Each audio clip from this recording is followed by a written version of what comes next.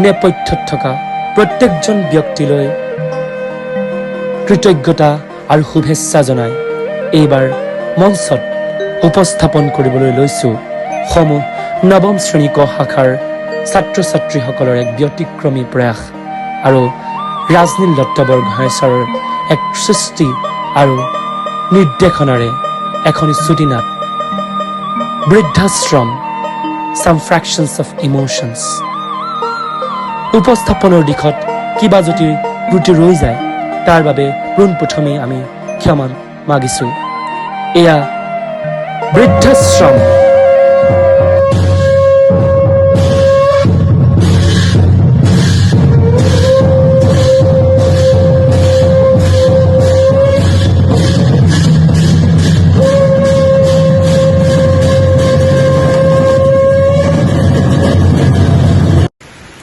আজি সন্ধিয়াটো সঁচাকৈ ব্যতিক্ৰমী নহয়নে?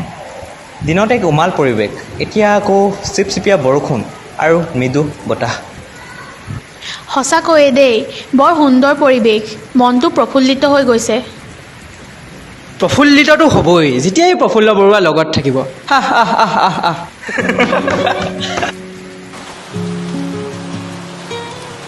গৰম গৰম চাহৰ লগত পকৰি। Actually it's better demand. এই বৰ ভাল বস্তু আনিছ আই। নো মেডিচিন নো পকৰা। আপুনি ফাৰ্ষ্টে মেডিচিন কওক, তাৰ পাছতহে পকৰা।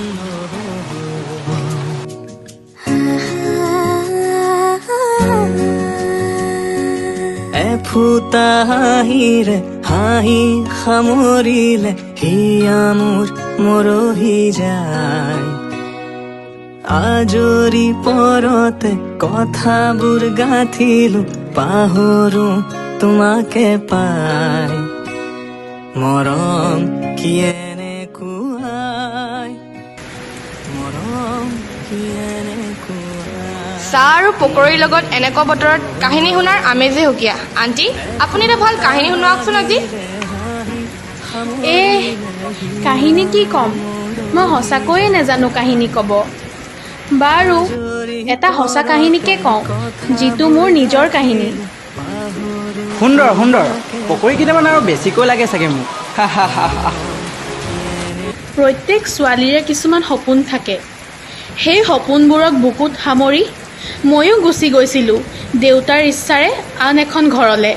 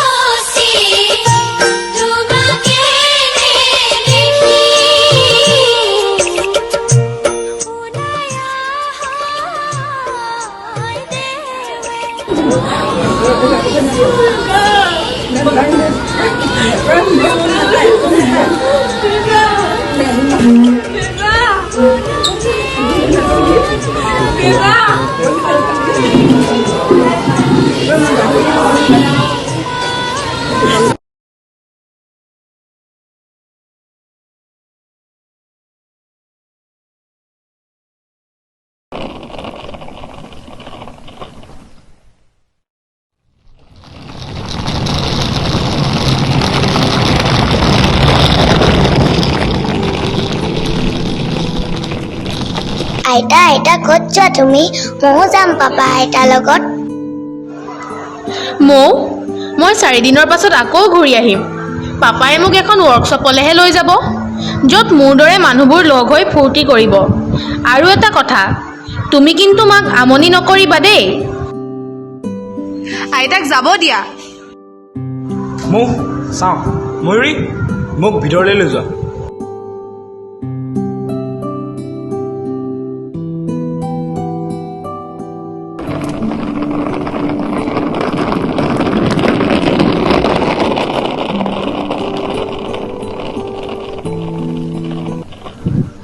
এয়া কি বাবা?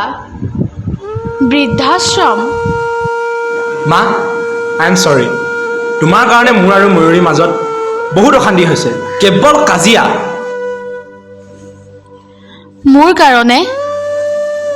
মোৰ কাৰণে অশান্তি হৈছে মা তুমি নুবুজিবা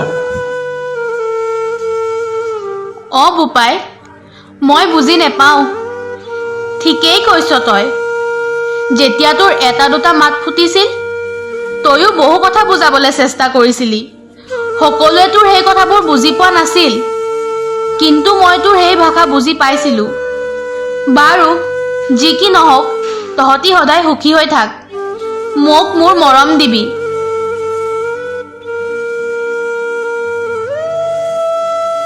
বাবা শুনচোন মোৰ ফটো এখন পঠাই দিবিচোন তাইলৈ বৰ মনত পৰিব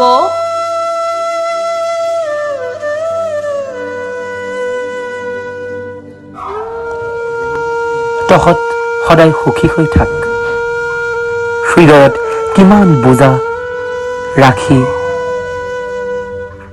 হৃদয়ৰ কানুনবিলাকক লুকুৱাই সেই পিতৃ মাতৃয়ে নিজৰ সন্তানক আশীৰ্বাদ দিয়ে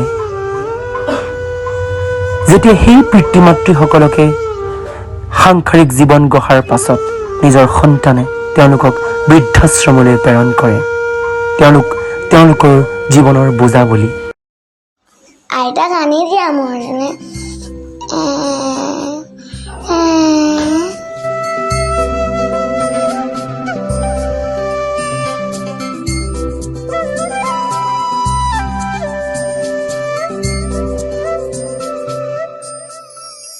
ৰং দিয়া মৰম ৰং ভাল পোৱা সজা ৰামধেনু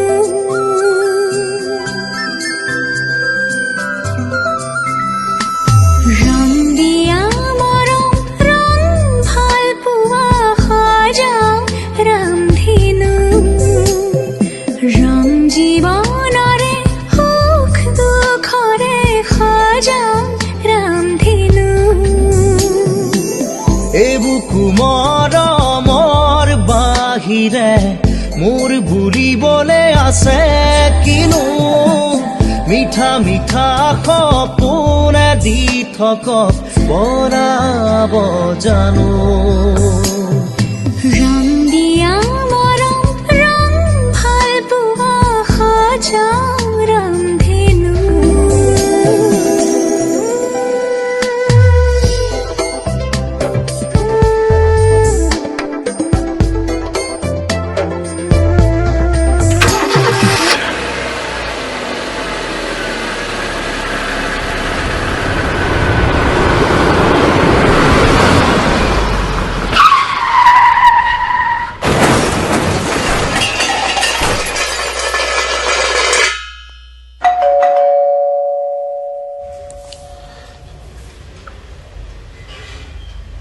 Mrs. Fukan, we are extremely sorry to inform you that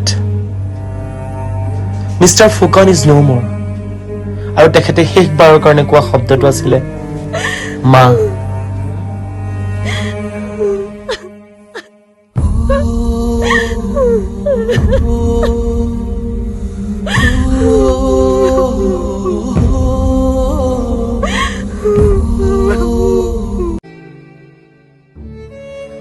প্ৰত্যেকজন ব্যক্তিৰ জীৱনত কিছু অন্তৰ্নিহিত কাহিনী থাকে দাস আংকল আপোনাৰ জীৱনত এনেকুৱা কি কাহিনী হৈছিল মোৰ জীৱনৰ বিষয়নো কি ক'ম মোৰো এখন সুখৰ সংসাৰ আছিল মোৰ পৰিয়াল ডিম্পী আৰু মোৰ একমাত্ৰ জীয়ৰী ৰিয়া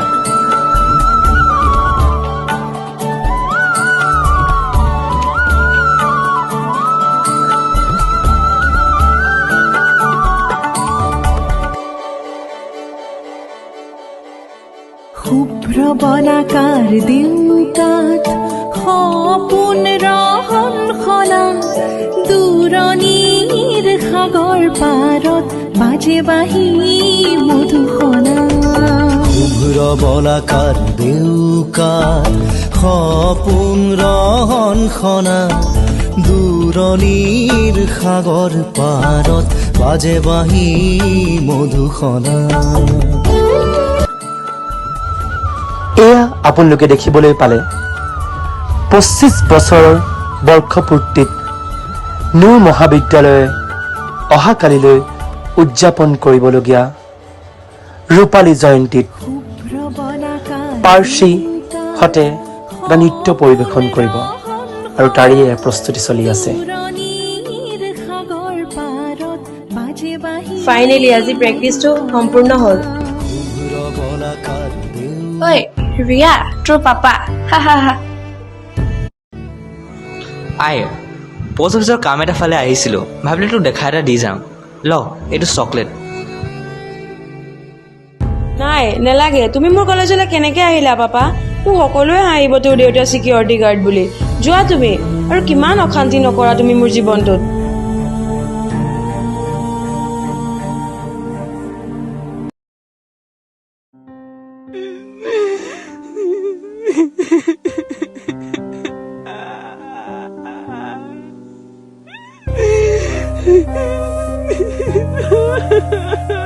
কি হ'ল মাজনী, তাই কিয় কান্দি আছে?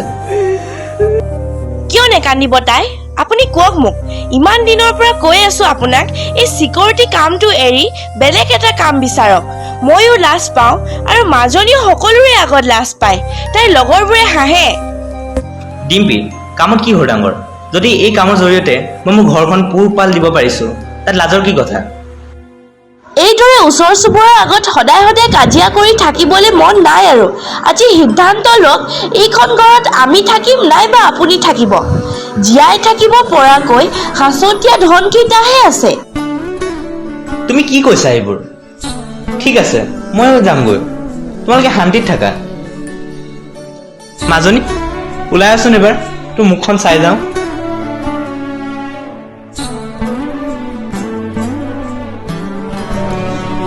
কুকুৰ শৃংগাল গৰ্ধৰ ভৰু আত্মাৰাম জানিও সবাকো পৰি কৰিব প্ৰণাম।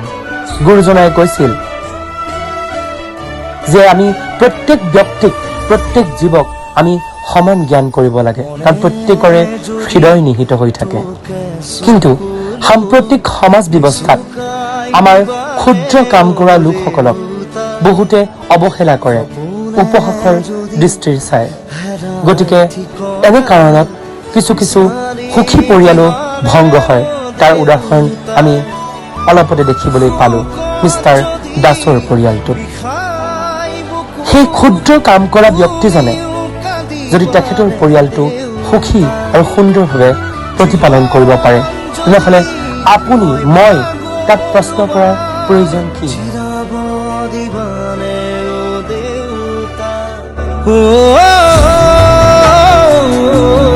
দেউতা খোজা খোজা তুমি মোৰ ছায়া, শব্দৰে শেষ নহয় তোমাৰ কথা।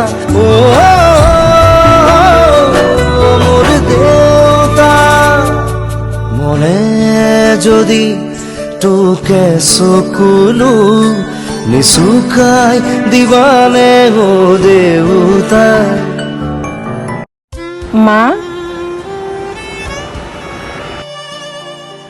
বোৱাৰী, মা মোক ক্ষমা কৰি দিয়ক। মোৰ বহুত ডাঙৰ ভুল হৈ গ'ল। আচলতে আমি পাহৰি যাওঁ এইখন ঘৰত জ্যেষ্ঠসকলৰ গুৰুত্ব, সুখী ক্ষুদ্ৰ পৰিয়ালৰ কাৰণে। হ'ব বোৱাৰী, ভুল সকলোৰে হয়। মেডাম,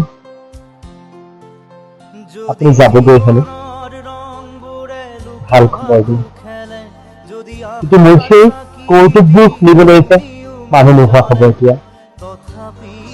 আমি আছো নহয় আপোনালোকৰ জোকছবোৰ শুনিবলৈ। দেউতা, কি কলি আই? দেউতা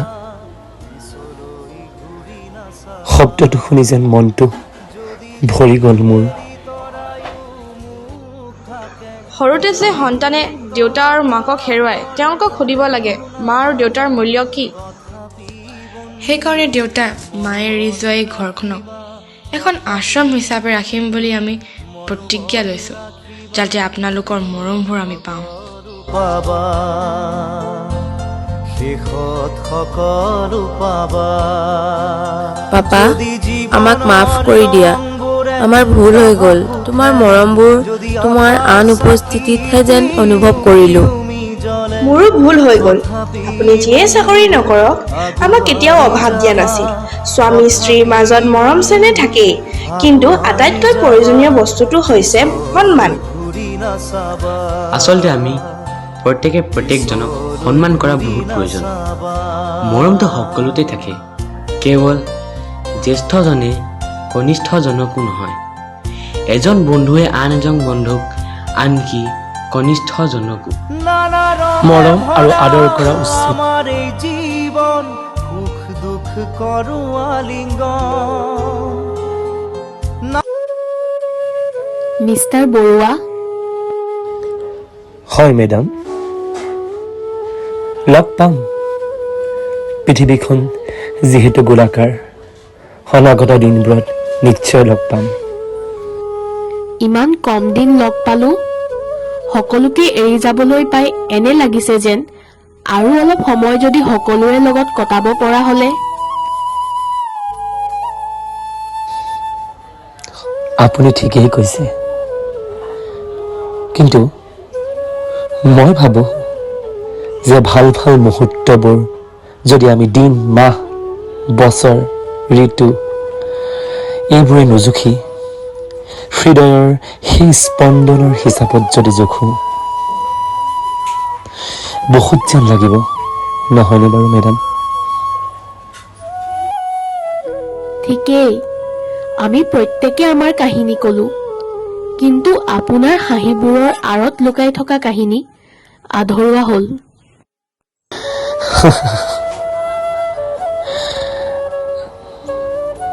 মেডাম চিন্তা নকৰিব পুনৰ এটা এনে দিন আহিব য'ত আকৌ এক নতুন বৃদ্ধাশ্ৰমৰ খণ্ডত মোৰ কাহিনী প্ৰকাশ পাব আকৌ আমাৰ চাৰে লিখিব মোৰ জীৱনৰ অন্তৰ্নিহিত কাহিনী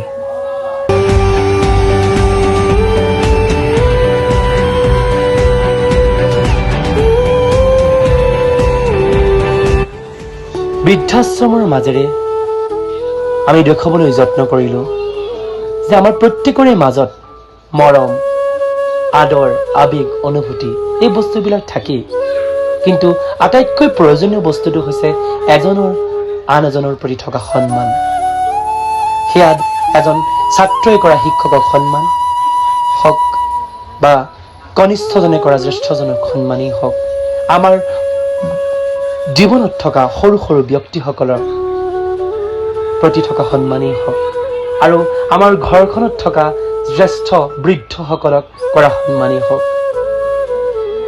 প্ৰত্যেককে সন্মান কৰাৰ বহুত প্ৰয়োজন তাৰ উপৰিও আমাৰ নূৰ একাডেমী পৰিয়ালটোৱে ভাবে যে আমি জ্যেষ্ঠজনেও কনিষ্ঠজনক সদায় সন্মান আৰু আদৰ কৰিব লাগে আৰু তাৰ বাবেই আমি আমাৰ ছাত্ৰ ছাত্ৰীসকলৰ আমি সদায় সন্মান কৰোঁ তেখেতলোকৰ ইচ্ছা অনিচ্ছাক আমি প্ৰাধান্য দিওঁ বৃদ্ধাশ্ৰমৰ এক নতুন খণ্ডত আমি পুনৰ দেখুৱাবলৈ চেষ্টা কৰিম মিষ্টাৰ বৰুৱাৰ জীৱনৰ কাহিনী আৰু তাৰ প্ৰতিশ্ৰুতিৰে শুভৰাত্ৰি